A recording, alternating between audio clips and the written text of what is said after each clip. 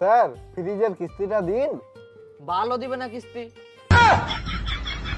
এরকম বললে হয় নাকি? ফ্রিজ নিয়েছেন, কিস্তি তো দিতে হবে। বললাম তো কিস্তি দিতে পারবো না। আপনারা ফ্রিজ দেওয়ার সময় কি বলেছিলেন? ফ্রিজে যা জিনিসই রাখবে সব টাটকা হয়ে থাকবে। হ্যাঁ ঠিকই তো বলা গেছে, ফ্রিজে আপনি যা রাখবে তাই টাটকা হয়ে থাকবে। সবকিছু টাটকা থাকবে?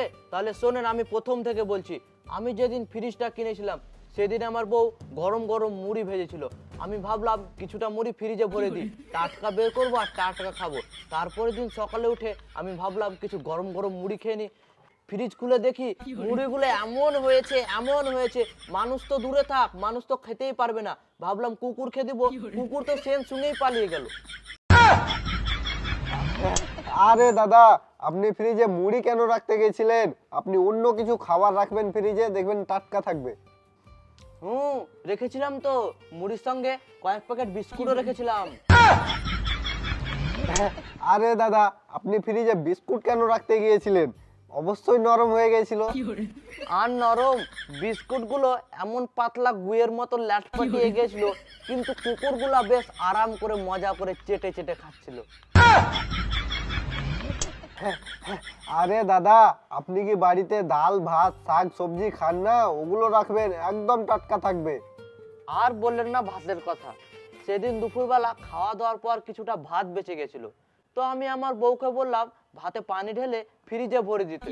তো আমার বউ আমার কথা শুনে ডেচকি সহ ডিপ ফ্রিজে ভাত কটা রেখে দিল। তারপর আমি সকালে উঠে দেখি ফ্রিজ খুলে ভাতের আইসক্রিম হয়ে গেছে। কি আর করাই, দুই স্বামী স্ত্রী আইসক্রিম এরকম চুষে চুষে খেলাম। আর যাই হোক, নতুন কিছু তো একটা খেলেন। আর খাওয়ার কথা বলেন না, এই ফ্রিজের জন্য পাড়ার লোকের কাছে কেলানিও খেয়েছি। আরে ফ্রিজের সঙ্গে কেলানির কি সম্পর্ক? আর বলছেন মশাই, সকাল থেকে পাশের বাড়িতে দুই ভাইয়ের পুরো লেভেলের ঝগড়া হচ্ছে। আমি শুনছি, শুনতে শুনতে আর আমার সহ্য হলো না। আমি গিয়ে ওদেরকে বললাম, এসব মুখে গালাগালি দিয়ে কোনো লাভ নেই, তোরা দুজন মারামারি লাথালাতি গুতাগুতি যা পারবি কর, যত বরফ লাগে আমি দিব, তোরা শুধু ঘষবি, বরফের অভাব হতে দিব না।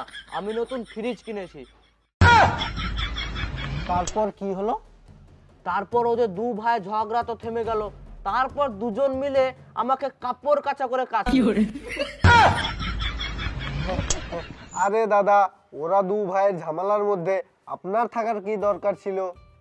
আর বলছেন, আমি ভাবলাম নতুন ফ্রিজ কিনেছি, লোকের যদি কিছু উপকার হয়, কিন্তু আজকালকার লোক উপকার কি জিনিস বুঝে না। আচ্ছা ঠিক আছে, বুঝলাম, কিন্তু এটা তো আপনি বুঝতে পারছেন আপনার গ্যাসের খরচা কমে গেছে। আর গ্যাসের খরচার কথা বলেন না, ডবল হয়ে গেছে, ডবল। কি করে? আর বলছেন মশাই, আমার গিন্নি কি করে, কালকে রান্না আজকে করে রেখে দেয়। তারপর বলে ডেলি ডেলি যদি গরম গরম রান্না করব, তাহলে ফ্রিজটা কি করতে কিনেছি। তো ওই একদিন রান্না করে গ্যাস পুরাই, আর একদিন খাবার গরম করতে গিয়ে গ্যাস পুরাই, তাই বলে আমার গ্যাসের খরচ ডবল হয়ে গেছে। আরে দাদা, আপনার অনেক কাহিনী শুনলাম, তো ফ্রিজের কিস্তিটা দিন। আর বলবেন না মশাই ফ্রিজের কিস্তির কথা, বলছি তাহলে প্রথম থেকে শোনো।